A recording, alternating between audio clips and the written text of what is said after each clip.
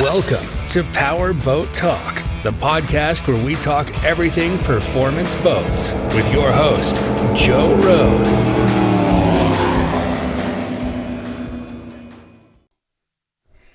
Hi, welcome to Power Boat Talk. Today I've got a very interesting lady, Miss Janet Wilson, who is the general manager of Ocean Cup. Ocean Cup is an offshore racing association that's it's pretty cool because it's real world, old school, big boy offshore racing where they go point to point, and it's real stuff. So we'll let Janet tell us all about it, and thanks for joining us today, Janet. Oh, thank you for having me. This is going to be a lot of fun. Yeah, they always are. So why don't you let us know what's going on with Ocean Cup? What are you guys planning for? I know you got something coming up here in a few weeks, and let us know what that's all about.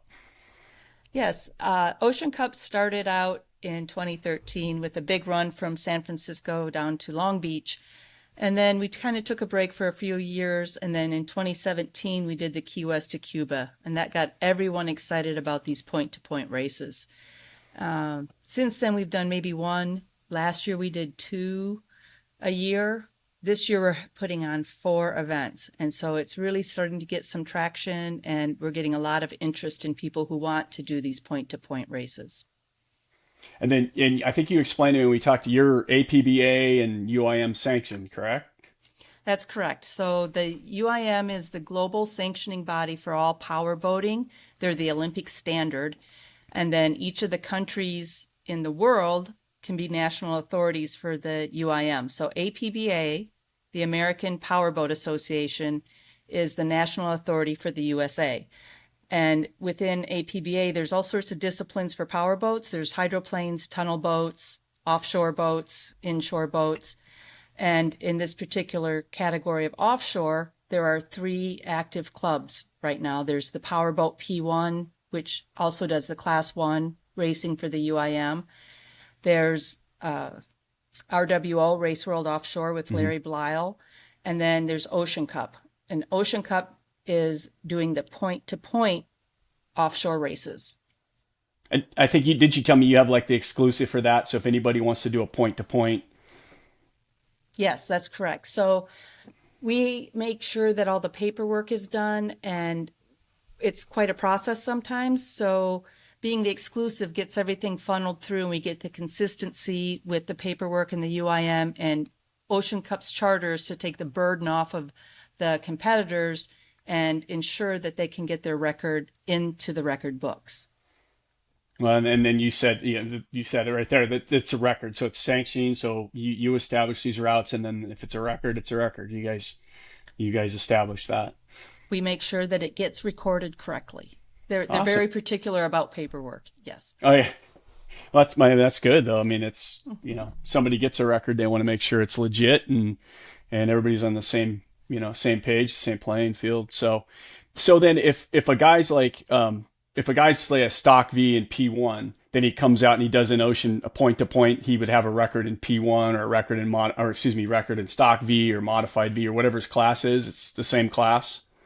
No, the classes are a little different. Okay. The UIM does it specifically on hull type and boat length. Oh, okay. And what's really exciting about this point-to-point is we have a center console class. So, so all these fantastic outboard engines are now making center consoles very reliable and competitive, and they can go point-to-point. That's what they're designed for the fishermen to race out to their fishing spot. And, they can't go in a circle because they'll tip over, but these center consoles are great for point-to-point races. And if somebody wants to do one in a center console, I can make it happen. Oh, that's awesome. Yeah, I think I forgot. I think I saw that. But yeah, that's great. Those things are so popular, and like you said, they're so fast, and that's very cool. That's ultimately definitely a dual purpose ride there. They're beautiful. So we have a 38 center console entered in the upcoming Ocean Cup in Palm Beach, which is June 1st through the 4th. And this fountain is being fielded by Simon Williams and John Lynch of Cortez Cove out in the Sarasota area. So super excited to have them involved. That's very cool. And so that's your first one in June. and it's in Palm Beach. And if I remember correctly, it goes from Palm Beach to the Bahamas, right? Like 128 miles. Yeah, it's round trip, nonstop. So they'll depart from the inlet in Palm Beach, head east, break the 79th meridian, the longitudinal, and that's their turn point. We'll have some boats there, but if they miss the mark, as long as they get across the 79th longitude and come back in, it'll be a 128-mile round trip nonstop. We'll be keeping track of all of them, and we'll know if they cross that line because we've got satellite tracking. Satcom Direct is sponsoring us. And we also have 4G tracking for when they are within cell phone range. Oh, nice. These are high tech. So a lot now, I don't know if this course, but I know some of these courses are like old established stuff like Bob Nordskog said, or guys years ago. Is this one of those, has this been done before, or is this a new setup? So back in the 60s, the Gateway Marathon went out of Palm Beach. And over the years, there have been different courses, but they call it the Gateway Marathon. So in 2019, Azam Rangunwala from Powerboat P1 had a potential for a race over in Freeport, Grand Bahama. And there was some logistical problems getting the little boats over there and things like that. And he says, well, why don't we just do a world record run? And he asked me about doing the record, an Ocean Cup. And I'm like, well, yeah, let's do that. So I get out my book, which is a fantastic book. It's called Sea Race. It's written by John Krause. John Krause, yeah. It's the Bible. It's I can't say awesome. enough good about this book. So I go in and I search for Palm Beach, and oh, well, yeah, there's races out of Palm Beach. And oh, look, they did it for 6 years in the 60s. And it went from Palm Beach to Freeport. And I was like, okay, we're going to resurrect this race. And so I learned a lot about it and the history of it. And I'll say Alan Brown won it twice back in the day. And the last person to win it was Don Aronow in 1969 in a boat called the Cigarette. It was a Carey hull, but it was the first one he called the Cigarette. Oh, and so interesting. 69, yeah. So 69 was the last year they did the official racing there. And in 2019, with Powerboat P1's help, we resurrected it. Oh, that's fantastic. So I would imagine if it's been that long, then the record's probably pretty ripe for these guys with new boats. And yeah, it's the boats in the 60s, their average of speeds were in the 50s, maybe touching 60 in the average. But they were tough guys. I mean, they went out there in all sorts of conditions and ran this race. And when they were doing it, they had no GPS, definitely a different world. But that's what's cool about what you're doing, because, we all understand the reasons offshore's been brought inshore. It's inside of breakwaters a lot, and because they want spectators and they don't have, they don't have 100 boats doing these races. So you got to kind of take care of the equipment a little bit. And so I get it. But what you're doing, it's like they're going back to, they got to navigate in some big water. Probably, I imagine there's, how do you guys run as far as like weather and storms? I mean, do you back it off, or you let them go, or? Nobody has to go unless they want to. It's their choice. That's really important. It's an individual record. It's excuse me. It's not a race against each other. So they can decide not to go and do it a different day, and we can make sure that happens.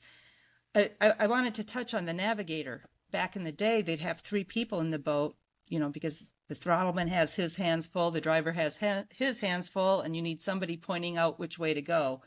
And then with offshore becoming near shore, now you see 2 people in the boat. And with this event, it's interesting. The Huntington Beach event, the Patriotic Duty Team with Tony Adams and Steve Seaton, they realized going around Catalina might not be quite as easy if you don't know how to get there. So they've actually added a third seat in the boat, and Alan Bellinghausen is going to be navigating for them in this upcoming event. Yeah. Even though with, modern, the technology they have, it still takes that extra guy to really keep his eyes on it. That's interesting. Yeah. It's a challenging course. Even though it looks like a straight line, you got to be able to get there. I was just telling somebody this morning, I was riding bikes with some guys, and I did the Catalina ski race for 100 years. And it was so crazy because there'd be, when I did it 15, 20 years ago, whatever, there'd be 100, 110 boats, and it'd be a crazy start, just this mad crowd. It's just crazy. And you'd get out through the breakwater, and then in a matter of minutes, everybody would disappear. And in 20 miles, you wouldn't see people. And you'd be like, how the heck did we all go a different direction? And then at the island, here comes everybody back in, So it's so interesting how the straight line can be so many different directions. So Right. I've been there. I understand that's crazy. So how the heck how did you get started with this? I mean, did you just wake up one day and say, I'm going to be a race director? I mean, how did this work? So back in 2013, when Nigel Hook, Nigel's my husband, wanted to do the San Francisco to Long Beach race, I helped get the paperwork done and the deed of gift with the APBA, and I was involved on the fringes. And then every year we race in Key West, he always wants to go straight at the first turn and go to Cuba. I heard it so many times. I want to keep going. I want to go to Cuba. And I think I saw it on Facebook that a woman was putting together a regatta going to Cuba. And I'm like, wow, this is really cool. I said, took the information to Nigel, and he gave her a call. And I think they talked for 3 or 4 minutes before he realized she's doing sailboats. And so Karen Angel.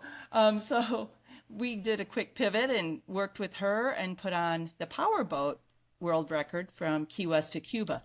And what was interesting about it is it had been done in 2017 by an Apache powerboat. Roger, John Pompey, and a couple guys in the boat went over in a really nice Apache, and they had some problems. The boat broke, and it was there for a while. But they had the most current record, even though it wasn't an official APBA record.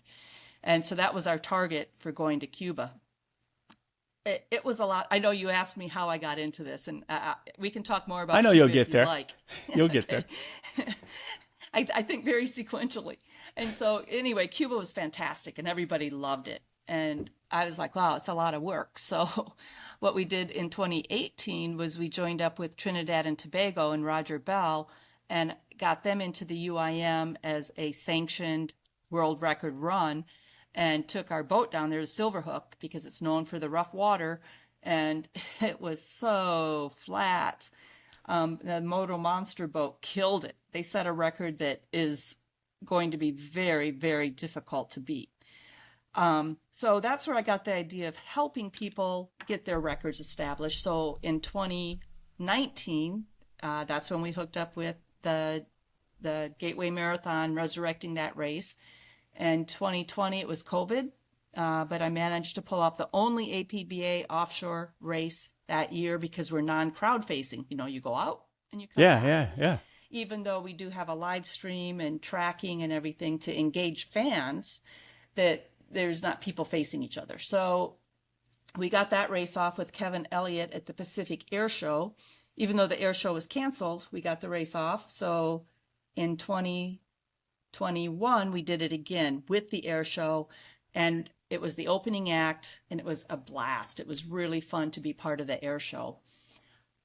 And Kevin loves the power boats. So we'll be doing that again coming up this year. We did it in 22, now in 23. That's going to be September 30th.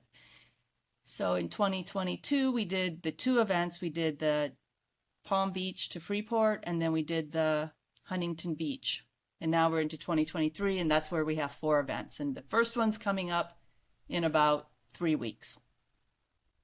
And that's good. You mentioned there's a live stream. So where can they just Ocean Cup will be on your website or your Facebook, or how can they see that? Yeah, we'll be posting where to go to see it on both of those sites. It looks like Fly Navarro and his team are going to be helping us with the live stream, so I'm pretty excited about that. And what do you have for competitors for that first one?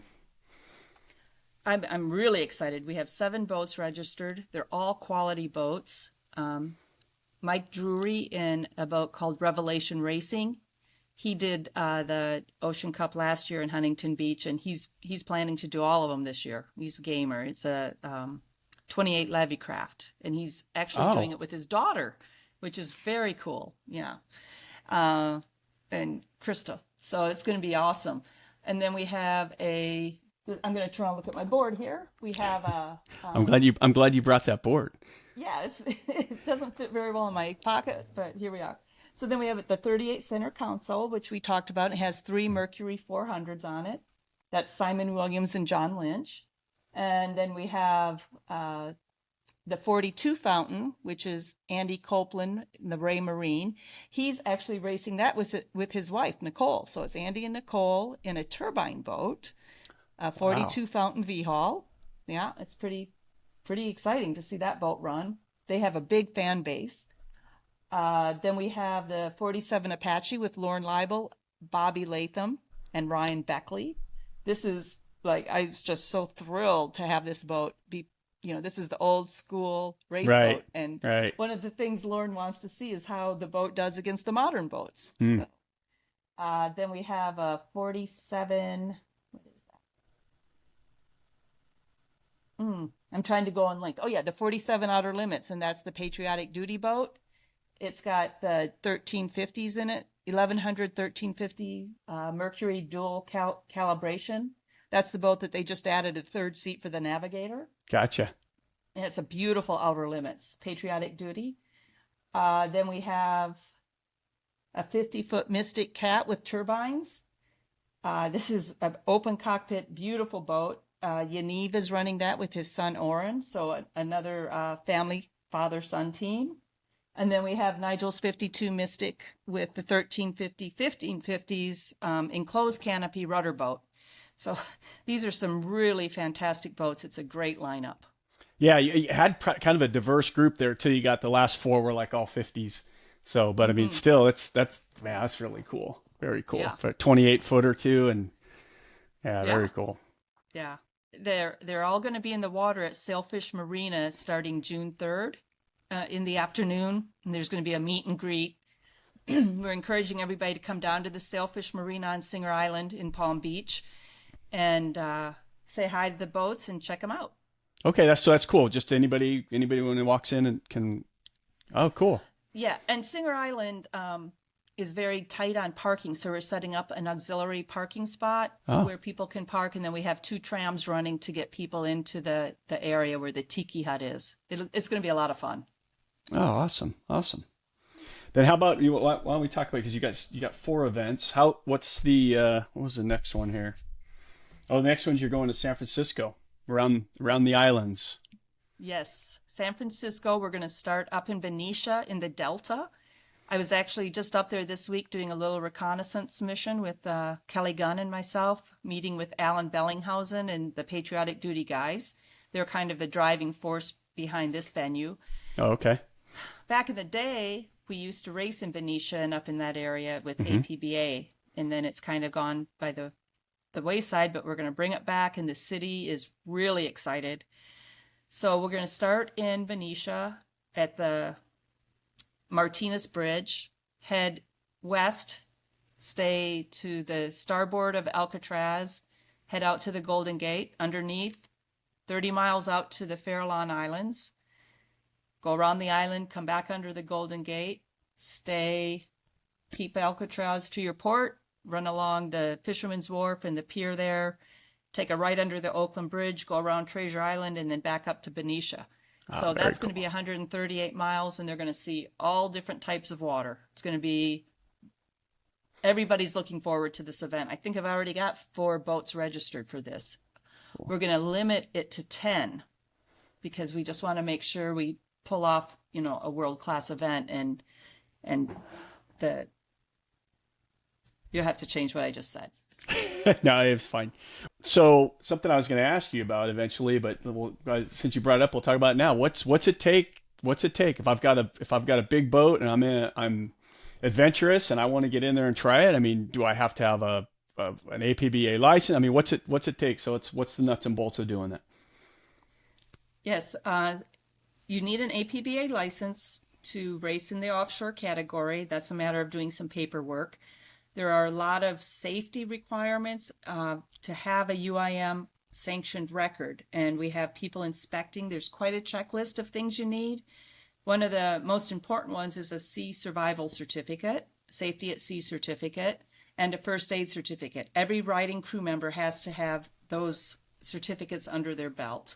There's also a physical, and then carrying a lot of safety equipment that you wouldn't normally have in a circuit race, such as a life raft, EPIRB, which is the location device if you go over and you need somebody to come get you, flares, mirrors, water, whistles, those types of things all have to be checked off and carried there and come back with you.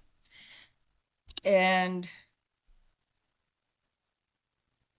I can't think of anything else. I need my notes. So I mean, literally, I mean, if you're willing to make the investment and the time, I mean, it doesn't sound like it's really that prohibitive.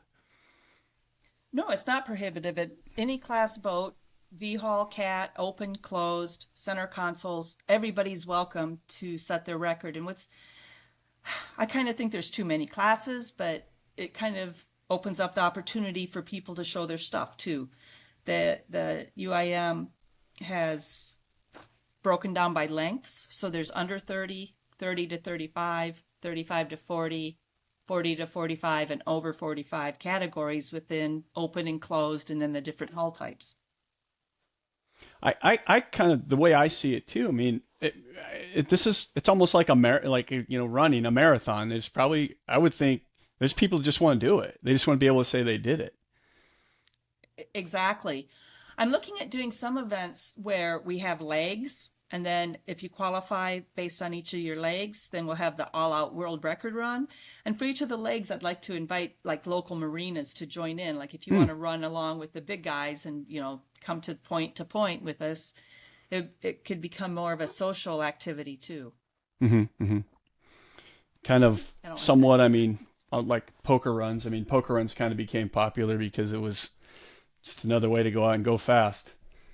Yeah, let's not talk about poker runs. Yeah, I know. It's pretty amazing that they've gotten along this. Out. Yeah, they've gotten along this long. It's kind of crazy. Yeah.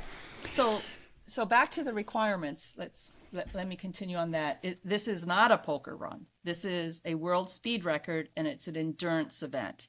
So we have a rally style start where the guys decide the night before who's going to go first, who's going to go second, who's going to go third. And once the course is cleared, Ocean Cup's commitment is to get the official timing. That's it. You're on your own. Yeah, you got your sea survival certificate and your life raft, and we're monitoring you and we'll send help, but we're not going to babysit you. This is not a poker run. And the way we did the start in Huntington Beach last year worked out really well, where the helicopter that was videoing followed the first boat out for a minute or two, circled back. The visual of the helicopter coming back gave the second boat, okay, I think I'll go now. And he decided to go, and we start the timer. And the helicopter follows for a couple minutes and then comes back and picks up the third boat.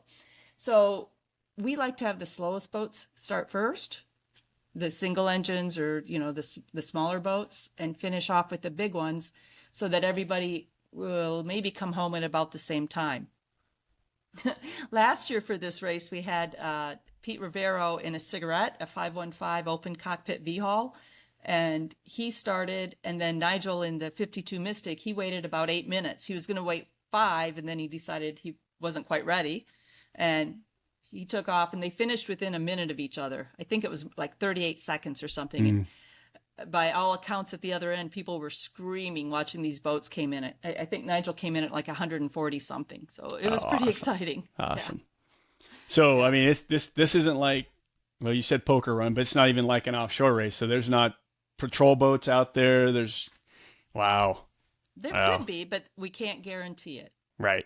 Especially when you get way out there, right? Right. You can't cover 100 miles. You just. Yeah. That's like I said in the start, big boy stuff. Yes. Not for the faint of heart.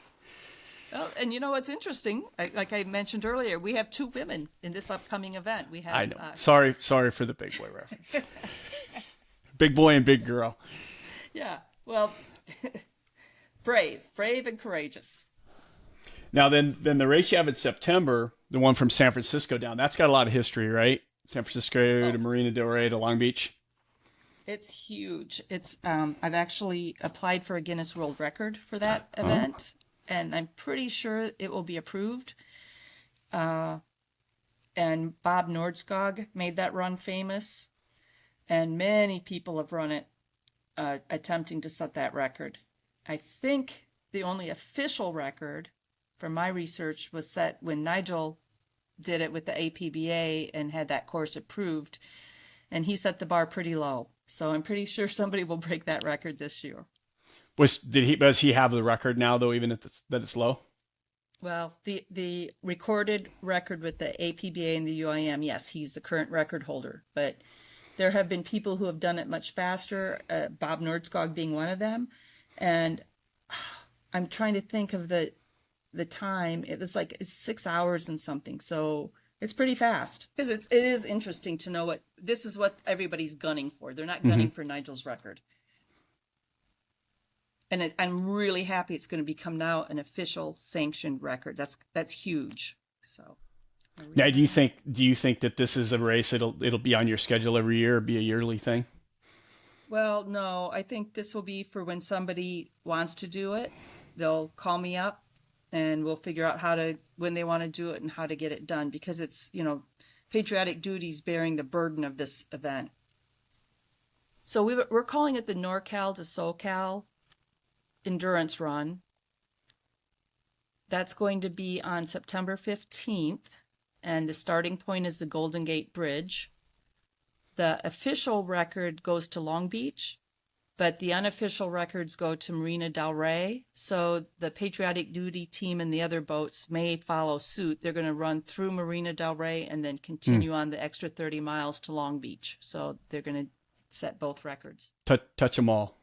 Yeah. So it's about 430 miles. Oh, that's a long one. Wow. It's a long one. Yeah. It's a long one. And the boats can carry enough fuel for that?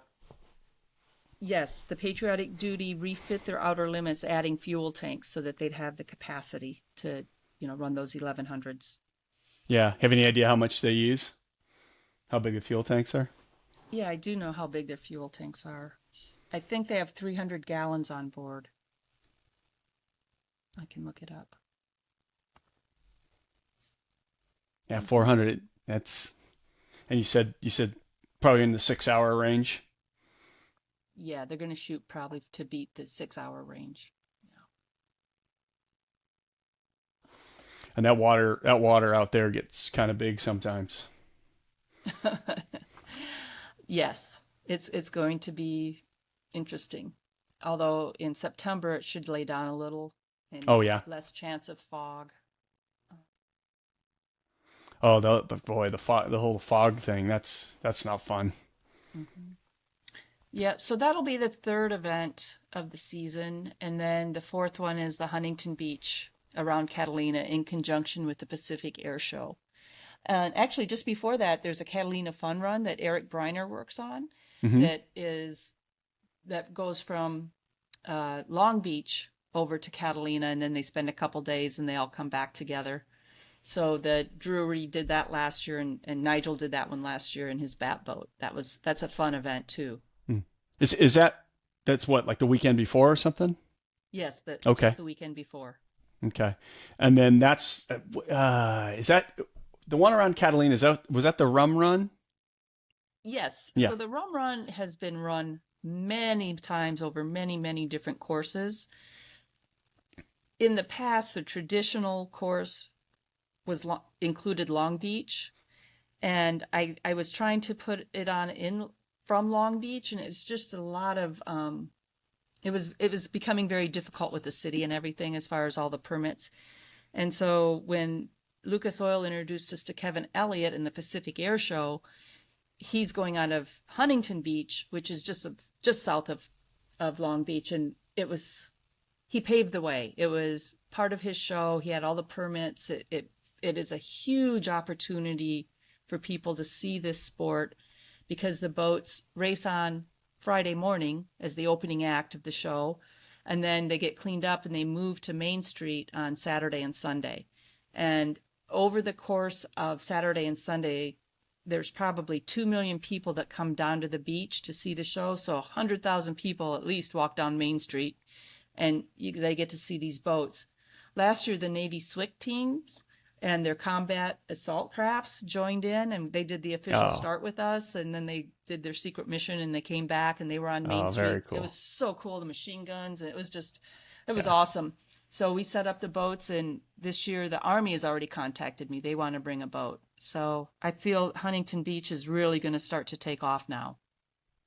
And Huntington Beach, for people that don't know, in Huntington Beach, California, but it's a really nice downtown, really cool, lots of cool shops and everything. So when Janet talks about the boats being on display, I'm sure that's really neat. And then that air show, I haven't been there, but I know several people that go every year, and the air show is supposed to be fantastic too. So that's a great weekend trip for anybody that's thinking about it. It is amazing. Surf City, USA, and the air show, and it's just beautiful beaches and lovely. It's lovely. Yeah, and you know what? And if that city, and the difference between Long Beach and Huntington Beach is not that far. The distance isn't that much, so it's probably basically the same. And if you get a city to support you like that, then yeah, go with it. Yeah, and actually, Long Beach is an alternate start for us, or an alternate finish, because the air show starts on time, and they have what they call the air box. And it's a couple miles. Our start finish line is right at the pier, which is in the middle of the air box. So if we don't get back before they clear the course, if you will, the air show course, we can't enter the air box to get our finish line. So I've got an alternate for people who don't come back. They go up to Long Beach. So it's that close. Okay. Does Nigel have that record? Yes. So he has it in the V Hall for the 45 and under. Enclosed, and then he has it with Jay Johnson in the Mystic, the 52 Mystic. It was just like, it was 1 hour and 12 seconds or something. He averaged 112 miles an hour. And then last year he was trying to break that, and they didn't break it. Water was a lot different last year, I guess. Mm-hmm. Yeah, the backside of Catalina can get pretty bad. Yep. So it'll be interesting. I don't know if you're seeing this, but I'm thinking that as you consistently run this stuff, and I can see people getting more and more interested, guys wanting to break it and want to be involved in it. Yes. I mean, are you seeing a lot more? I am, definitely. And the pilots that want to do this, we have calls to say, hey, where would you like to go next? Because we have a lot of flexibility. We can really do this anywhere we'd like. So if pilots say, hey, I'd like to go out of Corpus Christi. Okay, I'll get out my book, figure out a Corpus Christi course, and we'll figure out how to make it happen. So it's not the Wild West, because there's rules and things, but there's a lot of flexibility. Man, I can't. It's got to be a lot logistically. You're crazy for doing that. I've been called that before. No, I could just see how okay, Corpus Christi. Now I've got to figure out whatever permits and blah blah blah, all kinds of stuff. What's interesting is, because we go out offshore, I haven't had to pull permits. Oh, really? Yeah. We don't drop buoys. We use fixed landmarks or fixed longitudinal. Oh, okay. Okay. West End. And, when you start planting buoys and disrupting coral and all that, that's when you need the permits. And okay. I do submit a marine application, a special event application, to the Coast Guard, and then they write a letter saying no permits required. So I always follow the rules. And if we do go, like, they may say someplace, no, you can't run through the Everglades, you're going to, destroy wildlife or whatever, then of course we can't. But in general, it's more logistics than permits. Okay. Interesting. And so far you guys been doing this, how has it been? Pretty safe? Many people breaking down, or has it been pretty easy as far as that goes? Yeah, historically, these endurance races, only 50% of the boats make it to the finish line. To date, I've had every boat finish except once, and that was last year. And that was actually kind of a good experience because figuring out the right protocols and what to do, we learned a lot, let's put it that way. So now what we have is a checklist laminated that we give each pilot and say, okay, you break down, this is what you do. You get on channel 16, you notify the Coast Guard, you let people know where you are, whether or not you're taking on water, all the different steps for keeping everybody informed. Because what happened last time was pretty much radio silence. And, we were like closing the session, looking at the tracks and said, okay, well, he's been averaging 50 miles an hour. He's going straight. He wasn't making a turn towards the beach. We figure it's just a mechanical problem. And that's what it turned out to be. But it would be nice to have known that like sooner rather than later. So now I have a checklist that they take in the boat with them. And if they run into trouble, these are the steps you go through. And then I think you told me a little bit of a challenge you've had. You told me recently somebody was kind of pushing back on the safety equipment, and you're like, oh, it is what it is. The safety equipment, people are pretty accepting of. It's a little bit of a hassle, but most of it you can get on, Amazon, the flares, the first aid kits, the thermal blankets, all those things, and you just have to make a little kit and store it. The pushback has come from the C certificate, and anybody can get their C certificate anywhere they like. They just need to have it, that they've had a safety at sea or a sea survival certificate. What we did to help facilitate people being able to get a course is Kelly did a lot of research, found an online course where you watch videos and you take quizzes and you go work your way through the units, and you get a certificate.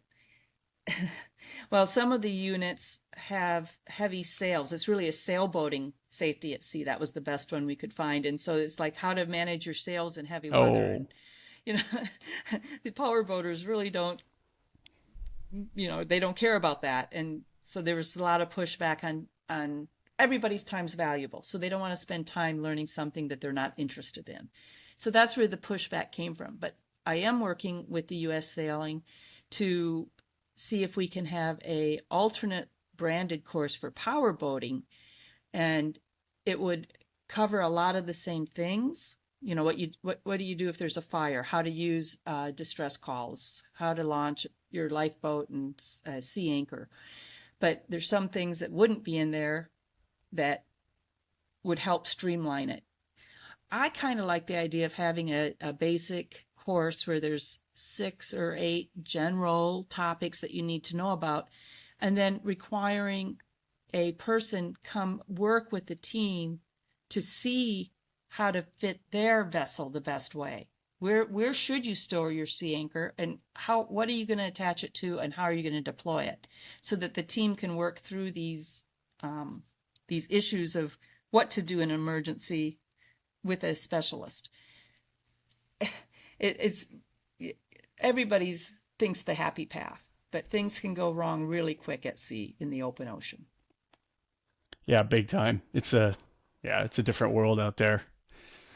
Especially you lose power, and you start bobbing around, and it's going to take you. You don't have a choice. Correct. You've got to deploy your sea anchor so that your boat is in the right position so that you don't get swamped and sink. Oh, I didn't think about that part of it. Yeah, that's why you got to deploy a sea anchor. Keep your bow pointing the right way. Otherwise, you can take on water and start sinking. Then you have to know how to deploy your life raft. So it's all there for a reason. And the UIM rules are very comprehensive, and I think a good idea. Well, I think the fact that you make people have a life raft, I know I would be like, oh, wait a minute. I didn't think about that possibility. When you're racing, I mean, it's your boat's taking a beating. Hopefully people are conserving because the goal is to finish. But it's everything's mechanical, or somebody could get hurt. I mean, there's a lot of people that in these open cockpit boats, they're not secured, so they can hit their head, or take a bad hit and break an arm. You got to be able to know what to do. Yeah, and the abuse. I mean, it's a testament to how good these guys are doing things that you've only had one failure, because I mean it just beats everything to death, and every nut and bolt that you thought was tight, when it gets out there, you just can't emulate the abuse that it's getting for 150 or however many miles. So that part's good. So it challenges the teams on many levels. They got to be able to navigate. They need to be able to maintain their equipment. They need to, preserve their equipment, and they need to bring it home. So it shows the old school, how can I get there and back as fast as possible? Yeah, it's so cool. I'm gonna keep my eyes out for this new one with that. I mean, the first one in June with that's a lot of competitors. That should be really good. Yeah, I'm very excited about it. We also have the Sea Cadets joining us at Palm Beach. That's the Marines, like I don't think of it as 13 to 18-year-olds that are learning the ropes of being a Marine or in the Navy, and they're going to have a color guard and open up the start for us and catch the boats when the pilots come in, and I'm really happy to have them involved. Yeah, it's really cool how you're getting the military involved at the different stops. Love it. Mm-hmm. Yeah. So, other than, I mean, did you get into boating? Have you been into boating your whole life, or you just met this guy and that's you had to learn about boats?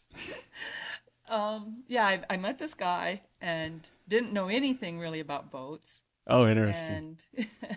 And he loves boats, and I don't particularly like boats, and I actually had kind of stopped going to the races, because going to the races as a wife isn't, if you're not into it, isn't that much fun. Yeah. And then I started making trading cards for the teams, and I had a little side business where I was doing I made some real money, right? It was really fun. And then I started videoing, and I became, I've got a job. I'm the videographer. And so I was so busy videoing everything and making little movies that it just became so much fun for me. And in 2007, we went to Europe to race, and that was with Powerboat P1. And the rule is you have to have a team manager, and it can't be somebody in the boat. So they're like, okay, Janet, you're team manager. And I'm like, oh, okay. And I had to learn all the rules, and I love rules, and that was perfect for me. And then I got involved with the logistics of moving things around through Europe. I had an Italian truck driver, and so that should be interesting. So we had to communicate through Facebook. So he would type in Italian, and then I would put it into Google Translate and get it into English, and I would type in English and put it in Italian. And so we negotiated a lot of things using Google Translate. So that was a lot of fun. But that's when I really realized how much I liked the logistics and putting on events. And when we started doing these Ocean Cups, I just took it over, and I'm doing it now, and I really do enjoy it. And it's satisfying to help people achieve a personal goal, which might not be that easy if you don't know the ins and outs with the APBA and the UIM. But back to whether or not the boats, I met a guy that liked boats, and I found a way to fit in. Yeah, it's fantastic. It's amazing how life how you get to places. It's crazy sometimes. Right. So, well, good you found it. Good that took that path. Something else I saw about you. I think, aren't you an author? You've done some books on like some extreme sports stuff or something. Yeah, this is fun. I wrote 4 kids books, and they're for reluctant readers. Reluctant readers aren't kids with learning disabilities or anything. They just don't like to read. And so you have to have content that's interesting and tell a story that starts at A and goes to B. I guess that's a point-to-point book. And you have a lot of pictures. And how I found out about it is I had a call from a publisher in England that wanted to do a book on offshore racing. I'm like, how much is this going to cost me? And they go, oh, no, we just need the content. And I'm like, oh, send me an example. So they send it to me, and I'm like, I could do this. This is really cool. And so we did that with them, and we showed Lucas Oil the offshore book, and they said, oh, now we understand what you're doing. And it's like, okay. I'm like, well, I can do that. So I pitched them on writing some kids' books, and they said yes. And so I've written 4. One, of course, is Nigel. It's called Nigel and Michael's Offshore Boat, and it's a story about the Silverhook's very first race. They also had me write one on Michael Wiskus and his stunt plane, which I actually thought stunt plane might be kind of boring, but it's actually my favorite book. Don't tell Nigel. Okay. It's really, really fun to read. And I did one on Heidi Steele and the Baja racing and the off-road racing. Ah. And that one was fun too. And then the 4th one I did was Morgan Lucas and his Top Fuel dragster. Oh, dragster. Oh, awesome. Yeah. Awesome. And I learned a lot. Writing all these, I learned a lot about sports I didn't know a lot about. For example, the first time I went to a Top Fuel drag race, and it's like, whoa, I'm like, well, that was a spectacular waste, right? It was like, oh, it's over. And then I wrote the book, and I learned what it takes to make these go like they do. And the next time I went to a Top Fuel race, I couldn't wait to see it. So education's a great thing. So these books help kids learn to read, and there's a little vocabulary in the back, and you can find them on Amazon. They're called Lucasville Legends, and I'm really proud of them. Thanks for asking about it. Yeah, no, that's fantastic. Yeah, I was going to mention. Yeah, I saw them on Amazon. Any plans to do more? Oh, I'd love to do more. Yeah, I certainly would. Just got to find time. Yeah, you got this whole boat racing thing going on. So, but what's something that's really interesting if people met you would want to know about and find it really interesting? Oh, so not boat related? Yeah, anything. Okay. I like to keep bees. I keep bees. That's a good one. Yes. And you get me talking about bees, and I can talk a lot about them. I had 18 colonies at one point, and help people with bee removals. I have my mentor. If she has a tough job, I'll go help her. We get out the chainsaw, cut up floors, save the bees. And, the big thing is find the queen and relocate everybody to a place where they're wanted rather than in somebody's wall or floor. Wow, so interesting. Okay, so how does that happen? How do you get interested in that? So when I was driving up to Costa Mesa when the Silverhook was being re-rigged, I listened to the radio, and I heard a radio show about a new invention called the flow hive. And I really didn't know much about bees, but this invention sounded fascinating to me. I really like science and things like that. So I wrote the name down real quick. It's called Flow Hive. And I went home and started watching movies. I'm like, oh my gosh, I want to do this. So it wasn't so much about the bees at first. It was more about the invention and how beekeeping hadn't changed since like the 1850s. And now this has revolutionized beekeeping in a way. And it's actually one of the most successful, if not the most successful, Indiegogo ever. These guys in Australia invented this product, which everybody, you go look at it. It's really cool. And they went for the Indiegogo, and I think they were hoping for $80,000 or $90,000 so that they could start producing this. And the sister did movies, and so they had a great program to show what it was all about. And they raised $2 million the first Oh my time. gosh! So that's what got me interested in it, and it was, and I still love it. That was about 9 years ago. Wow, that's really interesting. Very cool. Well, I'm glad I asked that. Thank you. Yeah, that one's fun. Well, awesome. Thank you very much. I appreciate. I don't even know how I think it was during the pandemic. I remember out of the blue, I following on social media, I saw this Ocean Cup thing, and it was like, wow, this is cool. And I'm obviously familiar through the years with Bob Nordskog, and Yes. so that's what kind of got me interested in it. And I see you were doing more and more. So congratulations, and I hope it keeps flourishing, and we'll keep our eyes out for it, and I'll promote it where I can on my social media. And speaking of that too, I think I mentioned, so it's oceancup.com is your website. Yes. And That's how about correct. you have your Instagram, Facebook? Yeah, Instagram, Facebook, Twitter. I think all of them. Okay, well, I have just a all social Ocean media girl Cup. that helps with all that. Yeah. So we're still small, but we're growing, and I'm hoping to bring more races anywhere anybody wants one. Yeah. Okay. Well, cool. Well, hopefully we can get that out there. Maybe you'll get a few calls. So. Yeah, give me a call. Well, thank you very much again. I really appreciate it, Jenna. Thanks for taking the time, and good luck with all this stuff this year. And hopefully you keep them all on track and you get them all home safe. Thank you. This has been very enjoyable. I liked chatting with you. Awesome. Thank you. Take care. Thank you for listening to Powerboat Talk. If you like what you've heard, please head over to Apple Podcasts and give us a 5-star review.